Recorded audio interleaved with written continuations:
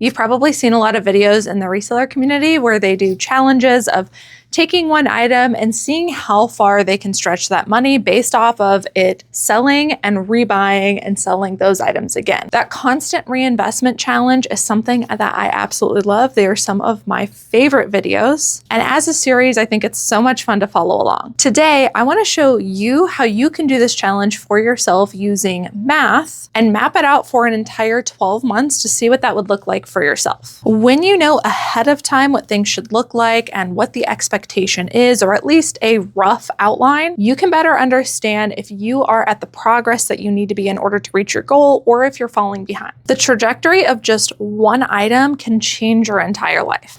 Let's get started. So first, we want to map out from month 1 to month 12, when should we expect those items to sell? Now, this is going to be different for each and every one of us, depending on what our business model is. Are we picking up things that have a 100% sell-through rate in 90 days?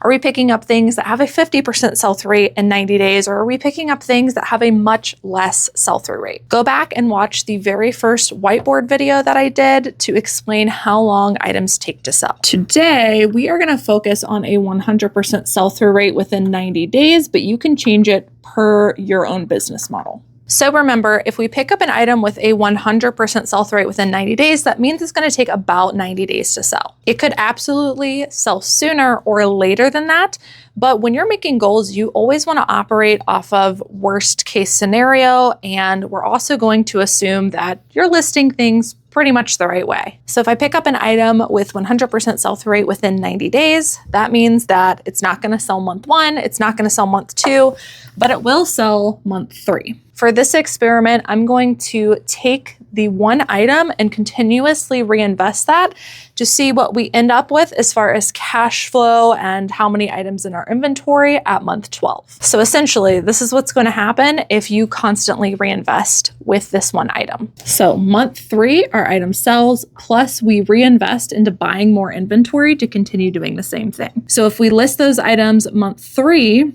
1, 2, 3, month 6, we're going to do the same thing.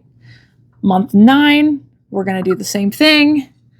And then eventually we're going to end up in month 12. Now we want to see in month 12 where we are at with our cash flow, because that's the point of this experiment, right? You're taking one item and you're seeing how much cash flow, meaning how much money you're actually able to use, whether that is to reinvest into your business, or if you decide at the end of that 12 months that you're going to cash that money and put it in your pocket. So for this reinvest model, we're assuming that we're only going to pick up items that have a 100% sell-through rate within 90 days. Our cost of goods, we're going to do at a reasonable amount at $5, and we're going to do an ASP of around $28, which means that our average net, I'm going to use my laptop for a calculator here. So for this experiment, I'm going to do a 20% platform fee, which is on the high side, especially if you're a beginner. But that's going to leave us with a lot of room for error. So if we take $28 times 80%, that is going to give us a profit of $22.40. And we're going to be accounting for the cost of goods in just a moment when I show you the cash flow. So our gross profit, not including cost of goods, is going to be $22.40. By the way, guys, I did mess up the math in that last video. I added instead of subtracted. I am by no means like a mathematician. This is all basic math that anybody can do. I just want to show you how to use it. If I do make a mistake, please let me know, but I'm going to be more mindful today of how we are adding or subtracting. All right, so we're looking at this in terms of our cash flow. We want to know, as we take the one item and reinvest, how are we expanding our cash flow? Meaning, how are we expanding the net amount of money every single time to either take and reinvest, which we are going to do, or if we eventually decide as a business we want to start pocketing some of that money, what does that cash flow look like? All right, so we are starting with a negative cash flow of $5. This is because we are purchasing one item at $5, which means I am negative $5 out of my pocket. And because I don't sell the item in month 1, my cash flow rolls into the next month, and it's also going to be negative $5. So this is month 1. This is month 2. Now in the third month, we're gonna start with that negative $5 cash flow, and we're actually going to sell that item, which is going to give us a positive cash flow. So if I sell that item, I know that I have a net before cost of goods. Cost of goods is originally accounted for in month 1. So it is plus $22.40. So my new cash flow for month 3 is $22.40, and then adding in my cash flow, which is negative, so we're actually subtracting, gives me a positive cash flow of $17.40. So this is my new cash flow. Now that I have a positive cash flow, I want to see if I can reinvest this money to buy more items and keep doing the same thing. So how do we figure out how many items we can buy? We're going to take $17.40 divided by our initial cost of goods, which we're going to assume is the average for everything, divided by $5 is equal. $17.40 divided by 5 is 3.48. Now, I can't buy fractions of items. It has to be a solid one. So we're always going to round down to the nearest whole number, which means that I can actually buy 3 items.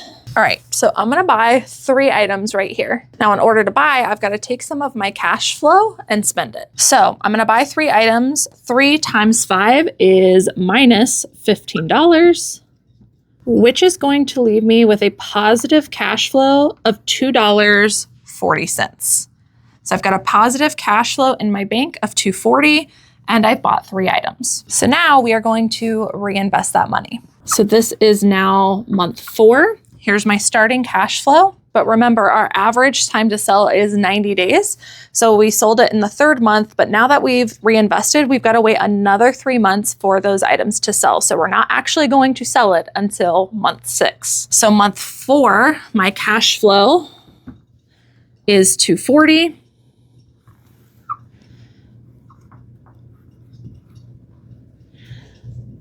And month 5, my cash flow is also $240. Running out of board space here, so we're gonna bring month 6 here. We're starting with positive $240 cash flow for month 6. So now in month 6, those items are going to sell, and then we're going to reinvest it. So we are going to sell 3 items at an average net of $22.40. So it's 3 times $22.40. 3 times $22.40 is 67.2. So plus 67.2, that's where I sold those items, giving us a new cash flow of $69.60. We're gonna take this positive cash flow and reinvest it to buy as many items as possible and keep that snowball effect going. So we would do that by taking $69.60 divided by 5 equals $69.60 divided by 5 is 13.92. But remember, we can only buy whole items, so we're gonna round down to 13. We can buy 13 items. So 13 times 5 is $65 that I've got to spend, leaving us with an ending cash flow of $460. And this is gonna be our cash flow starting in month 7. Remember, we've gotta wait another 3 months for those items to sell in month 9. So month 7, we have the same cash flow, $460, and the same thing in month 8. Now, when we get to month 9, our cash flow is still $460. And we are going to sell those items and reinvest. So when we sell the items, it is 13 times $22.40. 13 times $22.40 is $291.2 plus $291.2. $295.80 is our new cash flow that we can now use to buy items and reinvest. Let me move this thing. So 295.8 divided by 5 is 59.16. So we're gonna round down and buy 59 items. 59 times 5 is 295. So minus $295. That is going to leave us with a starting cash flow of 80 cents. So here's where we're at in the timeline in month 10.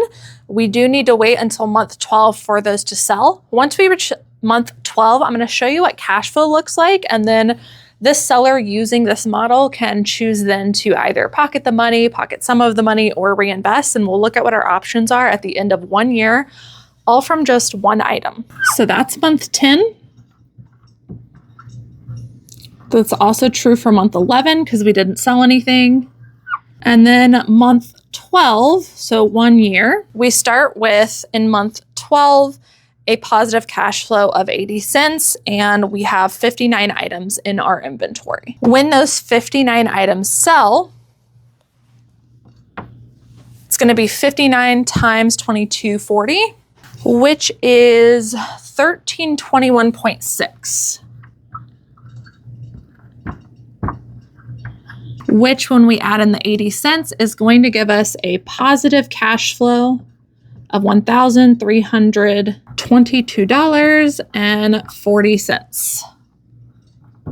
Now, if a reseller using this aggressive reinvestment model wants to continue reinvesting, then they would do 1322.4 divided by 5 is going to allow them to reinvest about 264 items. Now, at this point, this reseller is probably going to want to ask themselves, do I have the capacity to list 264 items every single month and continue reinvesting? Because time is a factor also that you'll have to account for. So they could choose to keep reinvesting.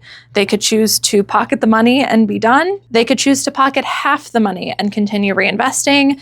They could even remain exactly the same and keep listing 59 items per month, which ends up being about 2 items per day. Not bad for a positive cash flow of around $1,000. Now, you might be asking yourself, what kind of a reseller would want to use this reinvestment model aggressively? And the answer is somebody who's starting from absolute zero that wants to take $5 and turn it into positive cash flow every single month of roughly a little over $1,000 per month. It's a pretty good gig based off of one item that you only invested $5 for. If you're also a reseller that is looking at expanding, this would be an experiment to aggressively increase the amount that you're listing. But I realize that reinvesting everything isn't always the right business model for everyone. I actually used a model similar to this when I was part-time reselling, when it was just a hobby for me.